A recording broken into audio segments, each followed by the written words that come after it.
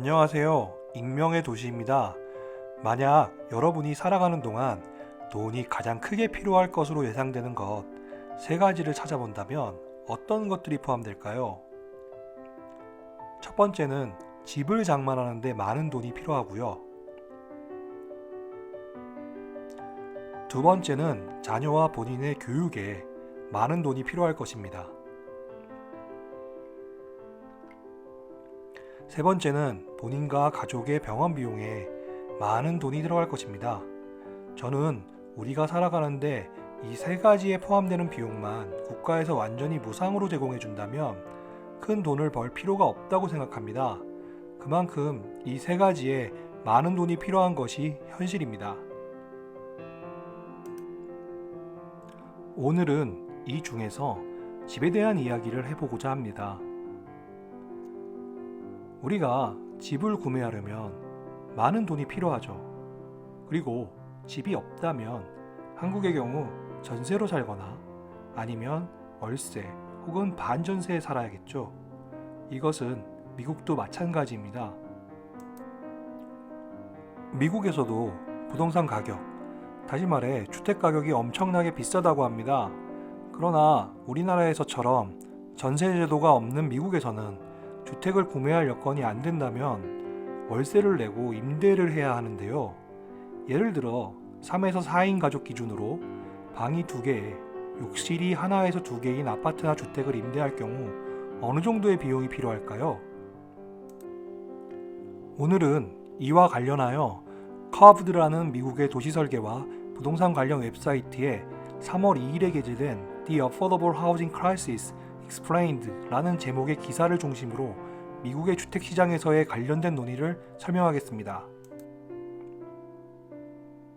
이 기사에 따르면 미국은 지금 지불 가능한 주택 위기에 직면하고 있다고 합니다.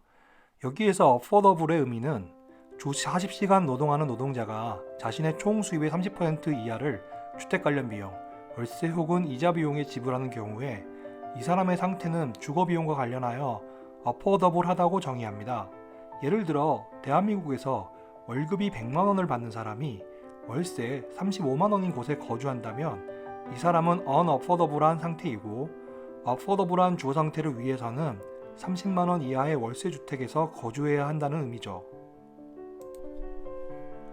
기사에 따르면 2018년 기준 미국에는 affordable한 지역이 한 군데도 없다고 합니다.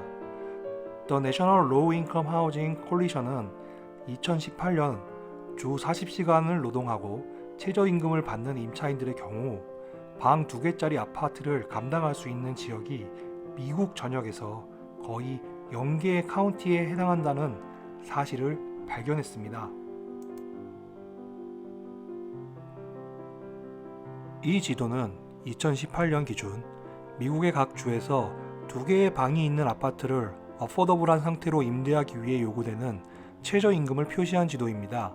짙은 파란색의 경우 최저임금이 시간당 $20가 넘어야 한다는 것을 의미합니다.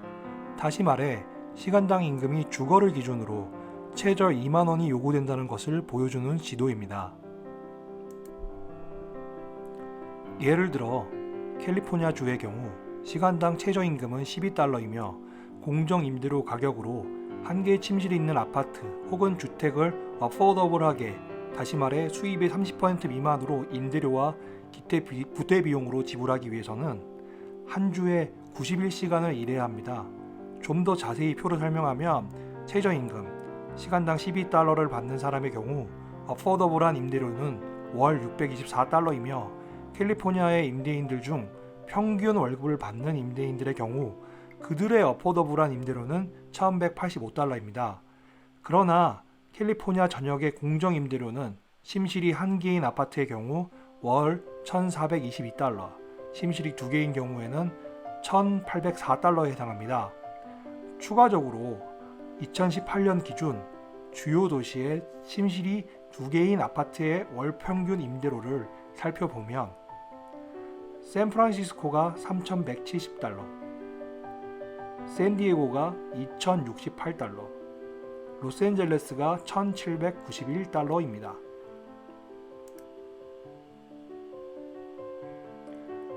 또한 어포더빌리티에 대한 하버드 대학의 연구에 따르면 2016년 임차인들의 거의 절반이 주거비용, 월세 및 관리비에 부담을 느끼고 있으며 전국적으로 임차인의 거의 3분의 2가 집을 구매할 준비, 예를 들어 저축을 할 여유가 없다고 하였으며 주택 가격은 그래프에서 보는 것처럼 임금 인상률의 2배의 속도로 상승하고 있다고 합니다. 이러한 상황에 해결책은 무엇일까요? 전국적인 공급 부족이 있는 상황에서 임대료가 너무 높다는 것에 대한 간단한 대답은 더 많은 주택을 건설하는 것입니다. 그러나 현실은 단순히 주택 건설을 시작하는 것보다 훨씬 더 복잡합니다. 다양한 시장이 이미 존재하고 정책적인 결정 그리고 인구 통계학적 변화는 저렴한 주택을 건설하는 것을 더 어렵고 정치적으로 더 궁핍한 제안으로 만들었습니다. 그렇다면 왜 미국은 저렴한 주택에 대한 선택권이 부족하고 많은 임차인과 구매자가 서로 다투는 국가가 되어버렸을까요? 이는 임차인보다 주택 소유자를 선호하는 주택정책과 세금 공제 정책이 그렇게 만든 원인입니다. 1965년 미국의 주택도시개발부 HUD는 장관급 기구가 되었습니다.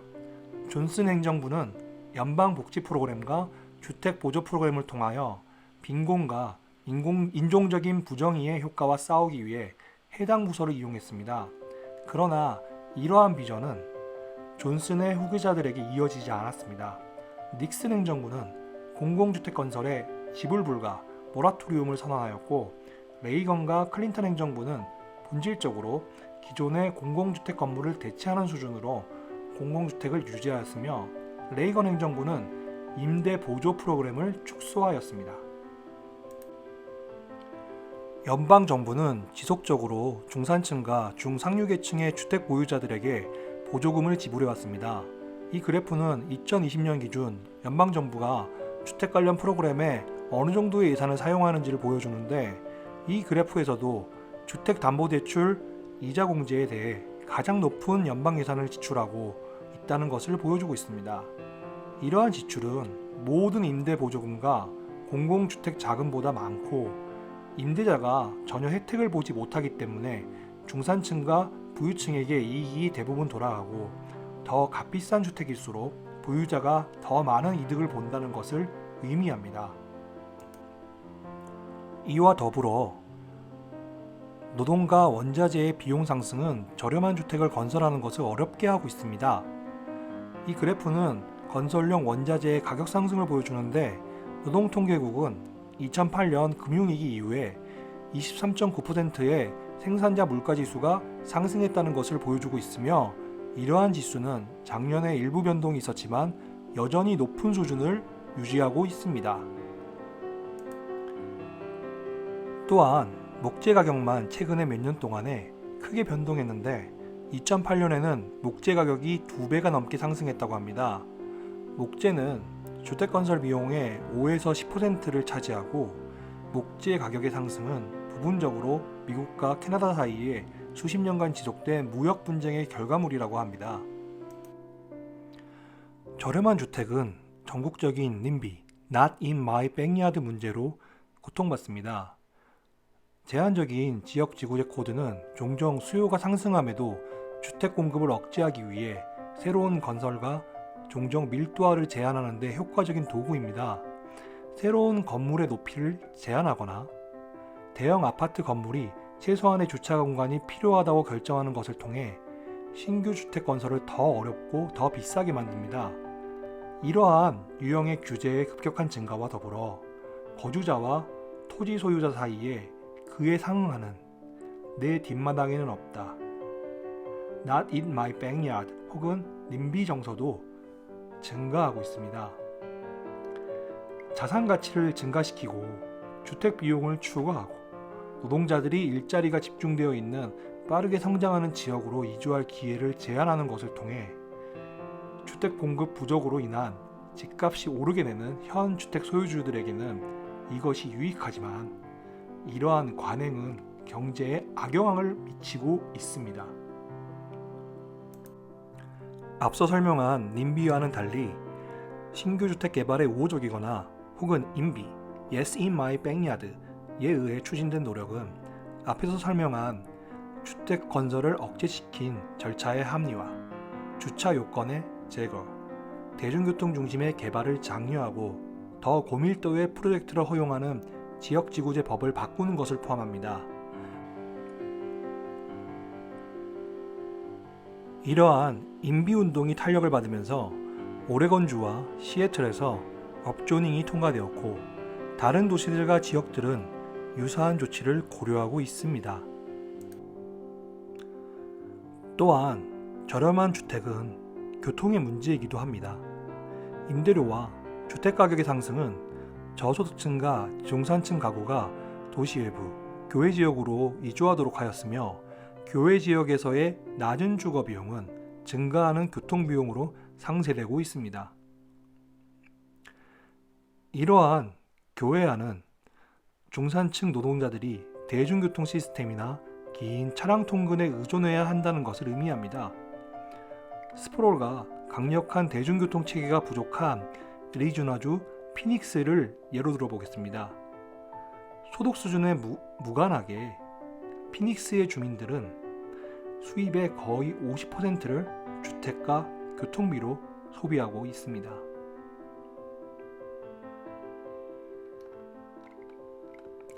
이러한 어포더블 하우징의 문제는 단순히 주택만의 문제는 아니며 도시의 삶 자체를 좌우하는 이슈입니다. 따라서 정책 이반자들과 전문가들은 이 문제를 해결하기 위해 노력해야 합니다. 미국의 주택 문제는 단지 미국만의 문제는 아니고 한국에도 시사하는 점이 많다고 생각합니다. 지금까지 시청해 주셔서 감사합니다. 이상 익명의 도시였습니다. 구독과 좋아요는 컨텐츠 제작에 많은 도움이 됩니다.